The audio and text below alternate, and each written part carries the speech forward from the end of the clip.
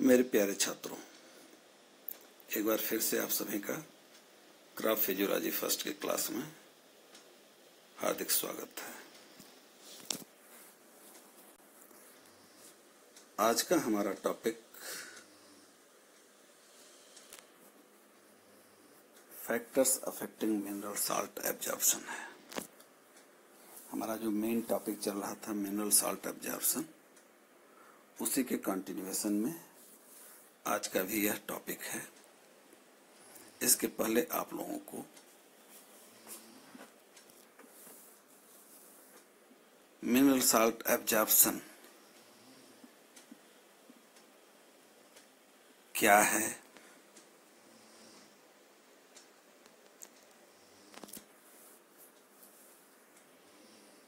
कौन कौन से मैकेनिज्म हैं जो इस मिनरल साल्ट एब्जॉर्प्शन को एक्सप्लेन करते हैं,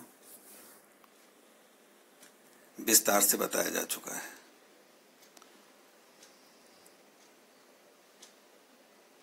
उसी के कंटिन्यूएशन में आज हमारा factors affecting mineral salt absorption का टॉपिक है। कहने का मतलब मिनरल साल्ट एब्जॉर्प्शन खनिज पोषक तत्वों के अवशोषण को प्रभावित करने वाले कारक। आज हम इन कारकों पर चर्चा करेंगे जो कि मिनरल साल्ट एब्जॉर्प्शन को प्रभावित करते हैं। Following factors affect the mineral salt absorption by the plants. कुल ये 6 कारक हैं जिनका प्रभाव मिनरल साल्ट एब्जॉर्प्शन पर है। पहला है टेम्परेचर, दूसरा है हाइड्रोजन आयन कंसंट्रेशन, तीसरा है लाइट, चौथा है ऑक्सीजन, पांचवा है इंटरैक्शन, छठवां है ग्रोथ। तो चलिए अब एक एक करके हम सब पर प्रकाश डालते हैं कि ये फैक्टर्स किस प्रकार से मिनरल साल्ट एब्जॉर्प्शन को प्रभावित करते हैं। सबसे पहले टेम्परेचर, तापमान।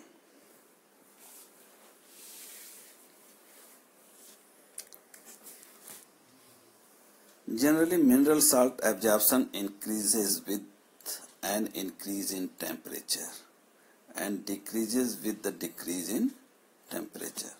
प्रायः देखा जाता है कि मिनरल साल्ट का एब्जॉर्प्शन टेम्परेचर बढ़ने के साथ साथ बढ़ता है और घटने के साथ साथ घटता है।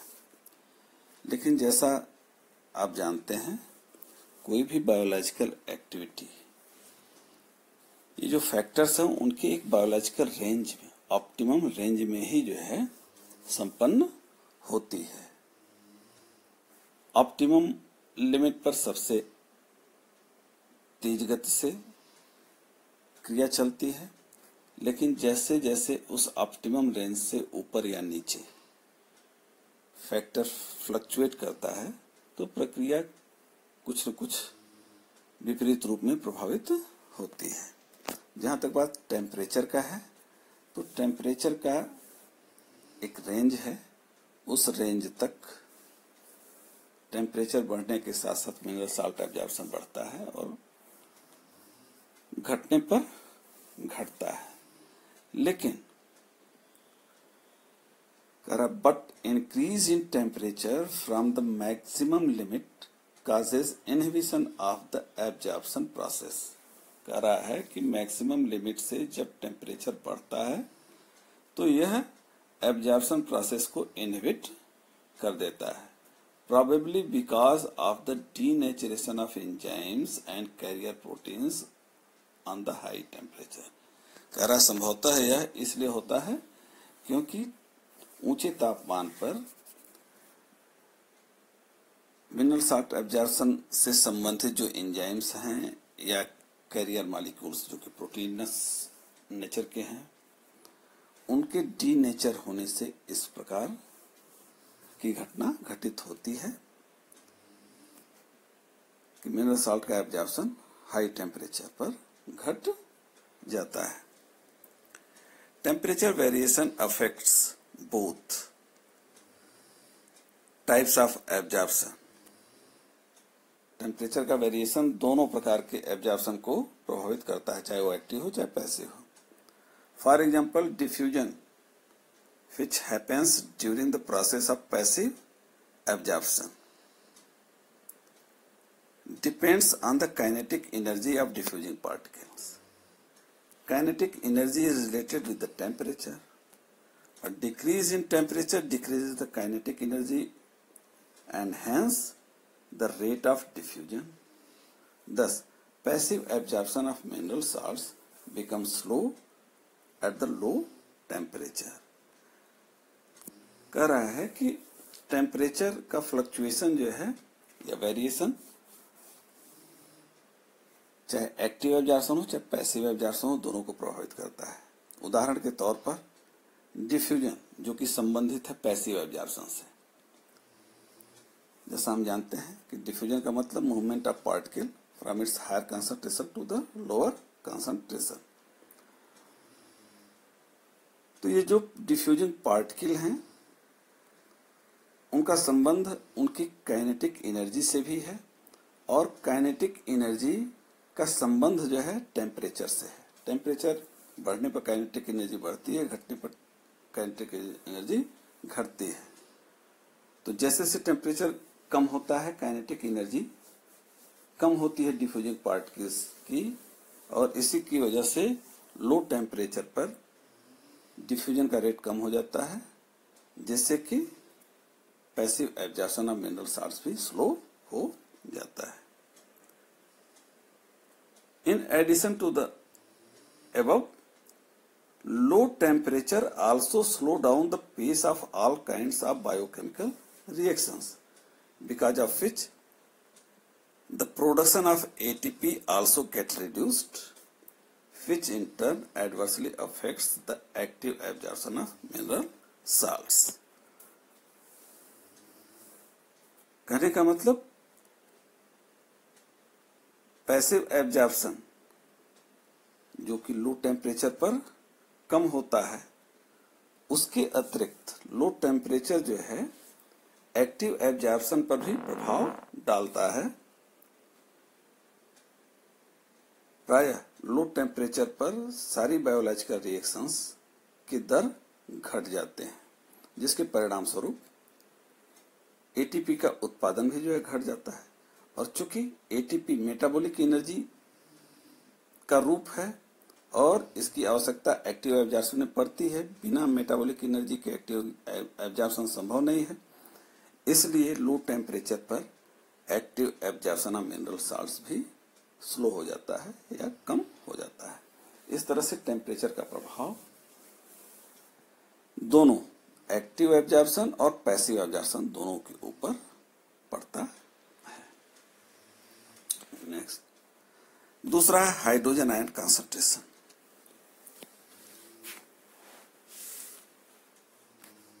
It has been observed that hydrogen ion concentration, जिसको हम पीएच वैल्यू भी कहते हैं,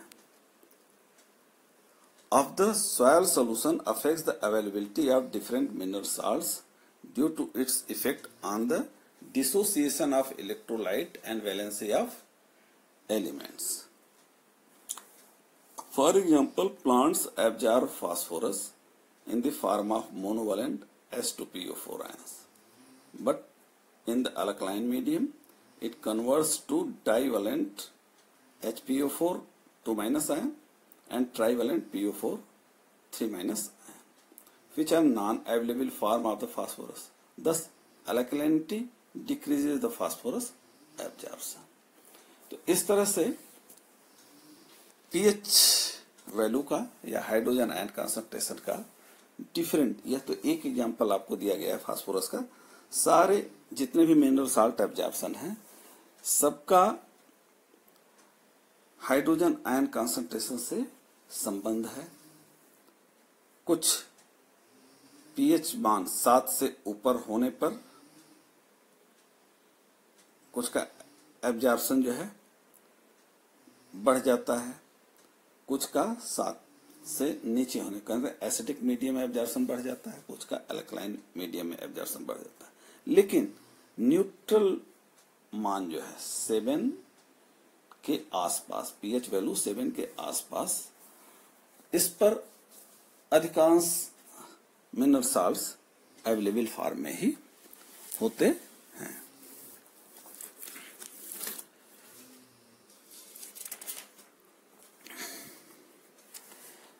अब नेक्स्ट है लाइट, तीसरा। Light affects both passive and active absorption of mineral salts indirectly. Light का प्रभाव इनडायरेक्ट रूप में है, सीधा सीधा इसका मिनरल साल्ट एब्जॉर्प्शन का प्रभाव नहीं है। It has been observed that light increases the rate of transpiration, which causes enhancement in transpiration pool, which in turn ultimately results in more mineral salt absorption as mass flow by the roots. कहने का मतलब कि light के प्रभाव से transpiration का दर, वाष्पोत्सर्जन का दर बढ़ जाता है, और वाष्पोत्सर्जन का दर बढ़ने से जो जाइलम वेसल्स हैं उसमें ट्रांसपिरेशन पुल स्ट्रांग हो जाता है, एक मजबूत जो है तनाव, ऊपर की तरफ खिंचाव जो है जल के कॉलम का उत्पन्न हो जाता है, और जिसके परिणाम स्वरूप मिनरल साल्ट का जड़ों से एब्जॉर्प्शन जो है बढ़ जाता है एज मास फ्लो। क्योंकि जड़ जब पानी को अवशोषित करते हैं ऊपर की तरफ एक पुल के कारण या ट्रांसपिरेशन पुल के कारण, तो उस पानी के साथ घुला हुआ मिनरल साल्ट्स भी जो है मास फ्लो में भीतर आ जाता है। तो इस तरह से लाइट के कारण ट्रांसपिरेशन का दर बढ़ता है, जो कि ट्रांसपिरेशन पुल को जो है बढ़ाता है, और ट्रांसपिरेशन पुल के कारण मास फ्लो की घटना घटित होती है, और इस तरह से मिनरल साल्ट का एब्जॉर्प्शन, जो कि पैसिव मिनरल साल्ट एब्जॉर्प्शन में आता है, बढ़ जाता है। तो light passive mineral salt absorption को इस तरह से बढ़ा देता है इनडायरेक्ट रूप में। In addition to this light causes photosynthesis. उपरोक्त के अतिरिक्त लाइट के प्रभाव में प्रकाश संश्लेषण होता है, which provides रेस्पिरेटरी सबस्ट्रेट, जिसके कारण रेस्पिरेटरी सबस्ट्रेट उत्पन्न होता है, carbohydrate, to produce metabolic energy. इससे रेस्पिरेशन में जो है एटीपी का उत्पादन होता है, और यह एटीपी जो है एक्टिव मिनरल साल्ट एब्जॉर्प्शन में काम आता है। तो इस तरह से लाइट जो है इनडायरेक्टली एक्टिव और पैसिव दोनों मिनरल साल्ट एब्जॉर्प्शन को प्रभावित करती है। इसके बाद है नेक्स्ट फैक्टर है oxygen. Oxygen affects the mineral salt absorption. ये भी मिनरल साल्ट एब्जॉर्प्शन को प्रभावित करता है। कैसे करता है? It is required for the production of metabolic energy. Oxygen की जरूरत मेटाबॉलिक एनर्जी को उत्पन्न करने के लिए होती है, एटीपी को, क्योंकि एटीपी का उत्पादन जो है श्वसन के परिणाम स्वरूप होता है। श्वसन में ऑक्सीजन मस्ट है। Metabolic energy ATP is essential for the active absorption of mineral salts by the plant roots, और एटीपी जो है एक्टिव एब्जॉर्प्शन के लिए एसेंशियल है। Hence deficiency of oxygen adversely affects the active mineral salt absorption. इसीलिए यदि oxygen की कमी होती है तो एक्टिव मिनरल साल्ट एब्जॉर्प्शन विपरीत रूप में प्रभावित होता है या घट जाता है। तो availability of oxygen active absorption को एडवर्सली अफेक्ट करती है, प्रभावित करती है। पांचवा है interaction. It is well known that there are certain carrier molecules for certain types of ions. ये अच्छी तरह से आपको पता है। इसके पहले आप लोगों ने जो है पढ़ लिया है या जान लिया है कि कैरियर मॉलिक्यूल्स होते हैं जो कि मिनरल साल्ट को जो है बाहर से मेम्ब्रेन के बाहरी सतह से भीतरी सतह पर पहुंचाने का कार्य करते हैं।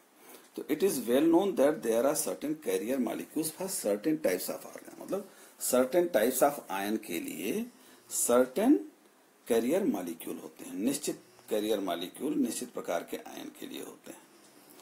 It means carriers are ion specific. Carrier जो है आयन स्पेसिफिक है, मतलब कुछ विशेष आयन के लिए कुछ विशेष कैरियर ही है। मतलब जो कैरियर जिस आयन के लिए है उसी आयन को जो है वो बाहर से भीतर कैरी करेंगे, या जिस आयन के लिए जिस प्रकार का कैरियर चाहिए उसी कैरियर के माध्यम से वो जो है भीतर जाते हैं, ट्रांसलोकेट होते हैं। These ions compete to bind with the carriers। अब ये आयन जो है अपने कैरियर के साथ बाइंड करने के लिए अन्य आयन्स जो है उसी प्रजाति के उसके साथ compete करते हैं। Hence absorption of minerals ions are also affected by their interaction। इस तरह से आपस के इंटरेक्शन से भी मिनरल साल्ट का एब्जॉर्प्शन प्रभावित होता है। लास्ट है growth. Growth and mineral salt absorption both affects each other. Growth mineral salt absorption को प्रभावित करता है और मिनरल साल्ट एब्जॉर्प्शन ग्रोथ को प्रभावित करता है। Growth of the plant increases the surface area. जैसे जैसे ग्रोथ होता है वैसे वैसे सरफेस एरिया बढ़ता है। Cell and number of the carrier molecule, और सेल की संख्या भी बढ़ती है और नंबर ऑफ कैरियर मॉलिक्यूल्स भी बढ़ते हैं जैसे जैसे प्लांट्स का ग्रोथ होता है। All of these factors increase the rate of mineral salt absorption, और इसके कारण जो है मिनरल साल्ट एब्जॉर्प्शन बढ़ता है क्योंकि सरफेस एरिया बढ़ता है, नंबर ऑफ सेल बढ़ता है, कैरियर मॉलिक्यूल्स बढ़ते हैं। तो और ये सारी चीजें किसके साथ बढ़ती हैं? ग्रोथ के साथ। तो परिणाम स्वरूप मिनरल साल्ट एब्जॉर्प्शन भी ग्रोथ के साथ बढ़ता है। But at the same time ageing of the roots causes deposition of some impermeable materials on its surface, which results decrease in the efficiency of mineral salt absorption। कह रहा है कि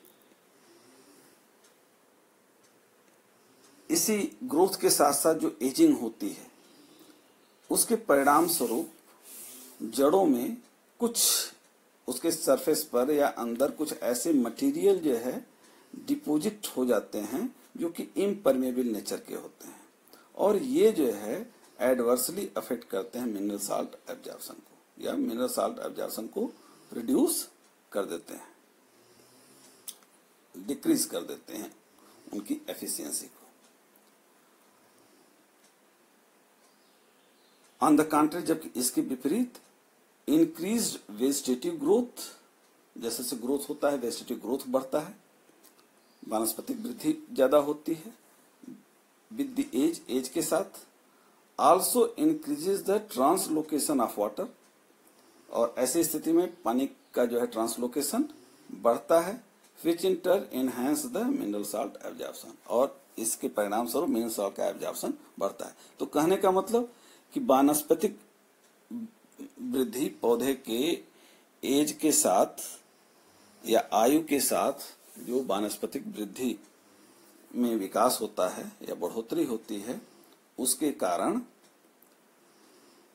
उनके अंदर पानी का ट्रांसलोकेशन बढ़ता है और इसके परिणाम स्वरूप जो है मिनरल साल्ट का एब्जॉर्प्शन भी बढ़ जाता है। तो ये बात तो तने में या वायवीय भागों में जो है घटित होती है, लेकिन जड़ों में एज के साथ साथ जैसे जैसे एज बढ़ता है तो जड़ों पर कुछ इम्परमेबल मटेरियल डिपॉजिट होते हैं जो उसके जो है मिनरल साल्ट एब्जॉर्प्शन की एफिशिएंसी को घटाते हैं। तो ग्रोथ मिनरल साल्ट के एब्जॉर्प्शन को प्रभावित कर रहा है और मिनरल साल्ट का एब्जॉर्प्शन जो है ग्रोथ को प्रभावित करता है। तो इस तरह से कुल मिलाकर के ये 6 फैक्टर हैं या कारक हैं जो कि मिनरल साल्ट के एब्जॉर्प्शन को प्रभावित करते हैं। विस्तार से हम लोगों ने इसके बारे में चर्चा कर लिया। This is all about today's class. Now the class is open for question and answer. Thanks.